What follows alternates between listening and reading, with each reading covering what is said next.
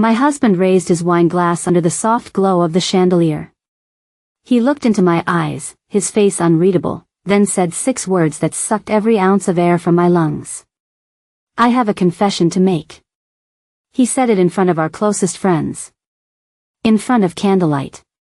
In the middle of a dinner toast. Before I continue, I want to thank every single one of you who has subscribed to the channel. Your support fuels me to keep sharing these true, raw, romantic and painful stories. To all our new and returning viewers who are yet to subscribe, I want you to know I appreciate you deeply and I cannot wait for you to hit that subscribe button. That single tap is the energy that keeps this channel burning bright. Also, please do not forget to engage with this story. I want to hear your thoughts in the comments right after this. Now, let me take you into the night that changed my life forever. My name is Emily Carter. I live in a quiet suburb outside Raleigh, North Carolina. To many, my life looked like a Pinterest board come to life. I had a tall, handsome husband who brought me coffee in bed every Saturday. We had 2 healthy boys in private school. And my interior design business was finally booming after years of working from our garage. But as I sat across the long oak dinner table that night, wearing a deep red dress Jason picked out for me himself, I did not know I was about to become a ghost in my own marriage. The dinner was our idea. Our closest couple friends, Tasha and Greg, were celebrating their 10th wedding anniversary, and we wanted to host something intimate. Nothing extravagant, just a private night filled with laughter, old stories, and good wine.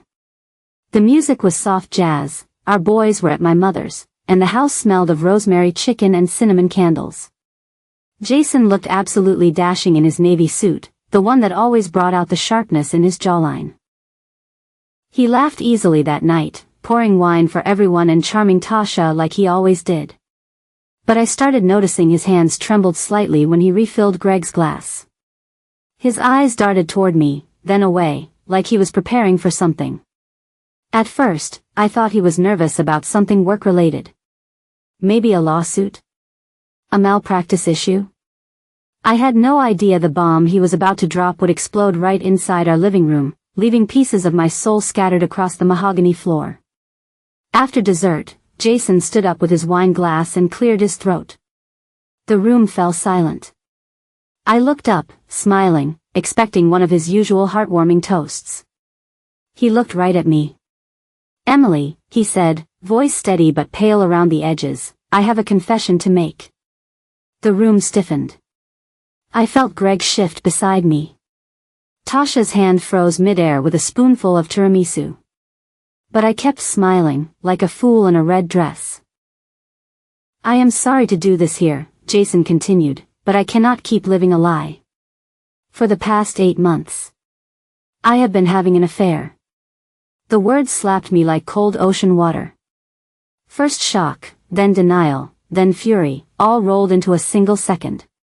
He did not blink. He did not stutter. He said it like he was reading off a chart in his dental office.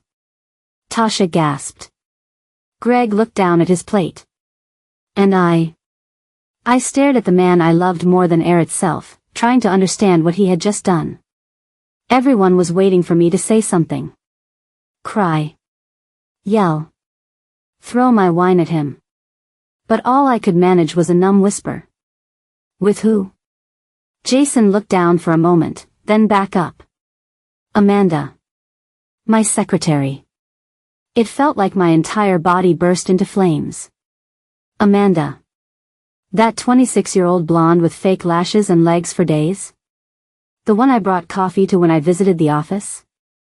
The one who called me Mrs. Carter like I was her mother? I looked at my hands resting calmly on the tablecloth and wondered how they were not trembling. My heart was thundering, my vision blurred, but my body had gone into complete survival mode. "You brought me into this house," I said quietly. "You kissed me goodbye this morning. And tonight, you decide to confess in front of our friends?" He opened his mouth, but I raised my hand. "Not another word," I whispered. Tasha stood up slowly, grabbing my hand as I pushed away from the table. Greg helped pull out my chair. I walked out of that house barefoot, heels in my hands, tears pouring down my cheeks like my whole soul was leaking out. That night, I drove for 3 hours. I do not even remember the direction. I just needed to escape the space where my marriage died. The silence of the car became a womb of grief.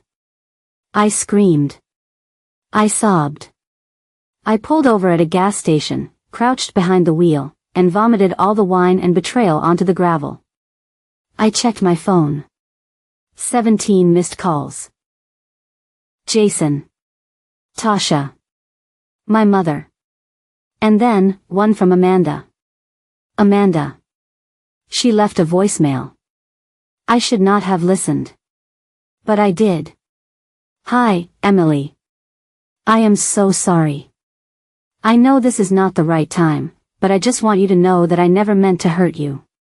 Jason, he said things were over between you two. Please do not blame him. This was not all on him. I should have walked away. I hope one day you can forgive me. Forgive? She sounded so calm. So mature. Like this was a misunderstanding at a brunch table and not the destruction of my family. I returned home the next morning. The house was spotless, as if pain had not screamed through the walls the night before. Jason was in the kitchen, his tie loose, his face full of regret. He tried to approach me, but I went straight into the bedroom, packed a small suitcase, and said 7 words in return. I will not sleep beside a liar. He did not stop me. He just stood there, broken. And I realized, he was not just sorry. He was in love, with her. I moved into a hotel that day. I did not know what came next. But I knew one thing with certainty. This was only the beginning. I woke up in a strange bed. The sheets smelled like bleach, the ceiling fan creaked every few seconds, and the hum of distant traffic buzzed through the hotel window. The pillow beneath my cheek was still damp with the tears I cried myself to sleep with. My eyes burned, my head throbbed, and my throat ached like I had been screaming into a void all night long. This was the day after my husband of 14 years told me, in front of our closest friends, that he had been having an affair. And somehow, I was still breathing. I did not go back home. I could not. I was not ready to walk into that house filled with the echo of Jason's betrayal. Instead, I sat on the edge of the bed, staring at the suitcase I packed in 20 minutes, and tried to process what my life had become overnight. The texts kept coming. Emily, please come home. I made a mistake. I need to talk to you. But I did not respond. I was not sure if I wanted an apology or a punch in the chest. I was not sure if I wanted to fight for my marriage or set fire to everything we built. That morning, I called my best friend, Lauren, someone who had known me since college and had never liked Jason. She was the kind of friend who did not sugarcoat anything. When she picked up the phone and heard my voice, she said nothing. She just drove 30 minutes and showed up with 2 coffees, a large chocolate muffin, and 3 bottles of wine stuffed into a tote bag. She sat on the edge of the bed beside me and listened while I broke. I told her everything. Every detail. From the toast, to Amanda's voicemail, to the way Jason looked relieved after the confession. Yes, relieved. It was like he had finally unloaded a burden he had carried for too long. Except, the burden he dropped was my entire sense of reality. As the day rolled into evening, my phone lit up with a text that made my blood turn to ice. I need to tell you something else. Please. Let me talk to you in person. Jason. I stared at that message for 10 minutes before I answered with one word. Where? We met in a small restaurant downtown, neutral territory. I picked a table near the window, where sunlight flooded in and reminded me that the world had not stopped spinning, even if mine had shattered. Jason arrived 10 minutes late. He looked older. Paler. Like guilt had begun eating him alive from the inside. He sat across from me and reached for my hand. I pulled it away. I will listen, I said. But do not touch me. He nodded.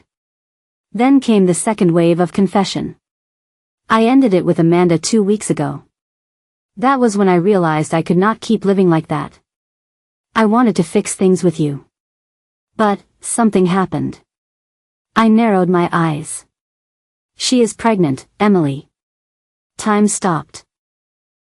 I could not hear the clinking glasses or the murmuring diners or the jazz music playing overhead. All I could hear was the sound of my heart being ripped in half. You got her pregnant? I asked, not even recognizing my own voice. Jason nodded. Slowly. Like he was saying it out loud for the first time himself. I am sorry. That was all he said. The same man who once wrote me love letters in hotel stationery while on dental conferences. The same man who promised me forever when he slid my ring on during a snowy Christmas Eve in Vermont. That man had now broken not just our vows, but my future, my motherhood, my home. I stood up. Quietly. My chair scraped the tile floor. The room did not even notice. I hope she likes your morning breath, I said, voice trembling, because that is all she is getting. I left him sitting there, jaw clenched, shoulders sunk. And I never looked back. That night, I returned to the hotel and poured myself a glass of wine. I opened my laptop and typed in her name, Amanda Rowe. Her Instagram was private, but her profile picture said everything. A soft close-up of her face with Jason's unmistakable hand on her stomach. Her bio read, "Life begins when love is honest." Honest. It felt like a knife twisting in my chest. The next few days were a blur. I called a lawyer. I took time off from my business. I called the boys' school to explain we were going through a family transition. I hated that term. Family transition. No. This was not a transition. This was a betrayal dressed in a cheap euphemism. Tasha reached out a few times. She felt guilty. She said she had always suspected something was wrong with Jason. He had been too perfect, too polished, too eager to please. Greg was awkward when he called, like he did not know what to say. But I knew what they were both thinking. They had been in our house. At our table. While my husband was building another life behind my back. One evening, I got a knock on the hotel door. It was Jason's older brother, Ethan. He and I had always been close. He was the groomsman who walked me down the aisle when my father got sick before the wedding. He was funny, honest, and the only member of Jason's family who treated me like a sister. I heard, he said gently. I am so sorry, Em. He stepped inside, and for the first time in days, I collapsed into someone's arms.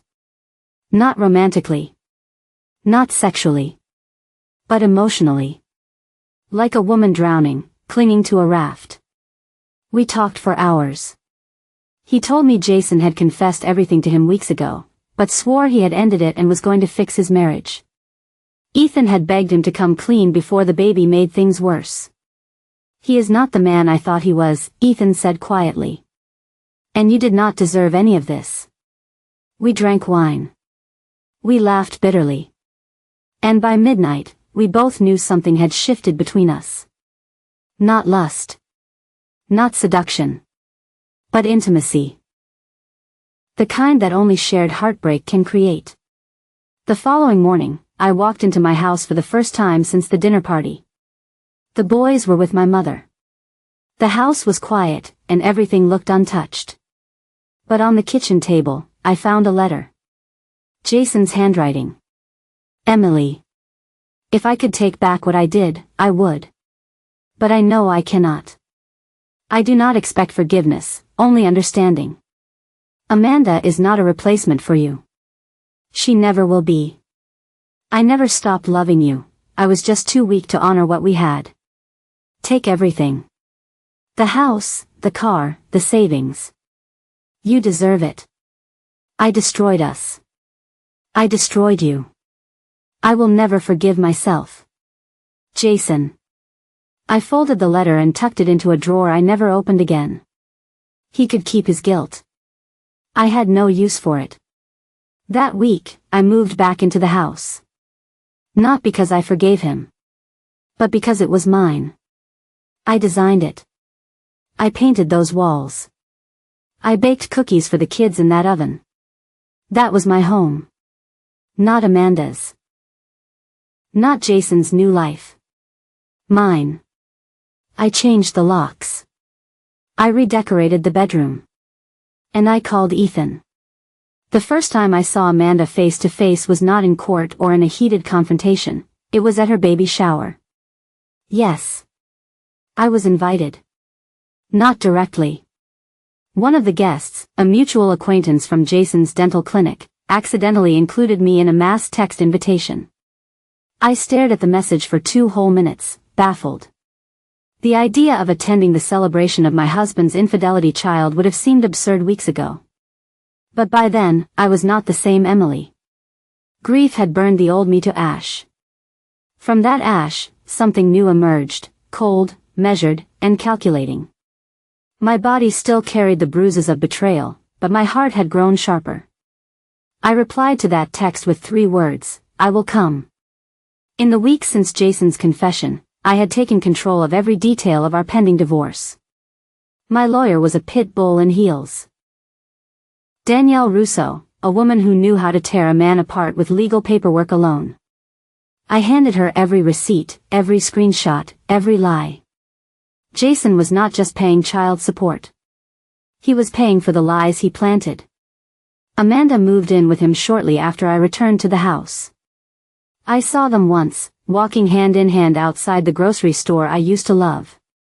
Her belly round, his hand on her back protectively. He looked happy. She looked smug. But I knew better. That smile she wore would soon wither. That little bubble of lust and scandal they were calling love would eventually pop. Because Amanda did not win. She was merely holding what was broken. And as for me, I was not broken anymore. The baby shower was held at a rented banquet hall downtown. Light pink balloons hovered at the ceiling. A cake shaped like a cradle sat on a velvet-covered table. Everything screamed innocence and celebration. Until I walked in. I wore a black satin dress that hugged my curves and red heels that clicked like a metronome of vengeance. The room fell quiet. Amanda looked up from opening gifts, her fake smile faltering when she saw me. Jason was beside her. His eyes widened. He stood quickly, almost as if expecting a scene. But I gave them none. I smiled. I walked slowly. Deliberately. I made sure they saw I had not crumbled. My hair was done, my skin glowed, and the confidence in my stride was lethal. Congratulations, I said, placing a small, wrapped box on the gift table. Amanda blinked. Emily. I did not think you would. I know, I said. But I came anyway. Jason's mouth opened, but I cut him off with a look that made him sit back down like an obedient child. I will not stay, I continued. I just wanted to drop this off. She hesitated. What is it? You will see. I turned and left. As I walked away, I felt eyes follow me. Whispers ripple. But I did not care. I had made my point. I was not ashamed. I was not hiding. And I was not afraid. In that small, elegant box was a printed copy of the cease and desist order filed against Jason's dental practice. The paperwork detailed his misconduct, violations of marital ethics while employing a subordinate, Amanda, whom he had paid from the joint business account without disclosure. It was legal. It was brutal. It was justified. I had warned him. He had laughed. Now, the dental board was involved. And Amanda, as his former employee, was named as a cooperating witness, which could also land her in a conflict of interest scandal. That baby may have come into this world innocent, but the mess surrounding it was theirs to clean, not mine. In the weeks after the shower, I started rebuilding. I rebranded my interior design company. I hired 2 assistants. I posted a viral video online titled, Redesigning After Divorce, Turning Pain into Power. It gained over 200,000 views. I began receiving emails from women across the country. Women who were cheated on. Women who were humiliated. Women who were ready to reclaim their lives, their spaces, and their dignity. I did not realize until then how common betrayal was, and how few of us knew what to do with the broken pieces. I began leading small events. Then large ones. My name became known for more than just design. I became a speaker. An author. A voice. But with power came temptation. And temptation came in the form of Ethan. It started innocently. A dinner here. A movie there. Then one night, after my book launch party, Ethan walked me to my car in the cool night breeze and said quietly, "I do not want to be your therapist anymore." I laughed. "Then what do you want to be?" He paused, leaned closer, and said, "Yours. If you will have me." I kissed him that night. Softly. Slowly. Without guilt. Without hesitation. Because Ethan had never betrayed me. He had been my lifeline. My friend. My anchor in the storm. The first time we made love, it was not rushed or desperate. It was healing. It was slow. It was the sound of chains breaking inside me. A year passed. Amanda gave birth to a girl. Jason tried to reconcile. He begged for therapy. For closure. For another chance. I denied him all three. He lost half his clientele, 2 dental board citations, and his reputation. Amanda left him 3 months after the baby was born. She moved in with her mother. According to what Tasha told me, she claimed Jason was cold and distant. Poetic justice. Today, I sit in my office overlooking a lake, wearing jeans and a silk blouse. My sons are thriving. My name is on the cover of a national magazine. And Ethan just texted to ask what we want for dinner tonight. I have forgiven myself for being blind. For trusting too much. For breaking. But I will never forget that dinner party. Or the moment my husband looked me in the eye and said, "I have a confession." He confessed. I listened. And then I rose.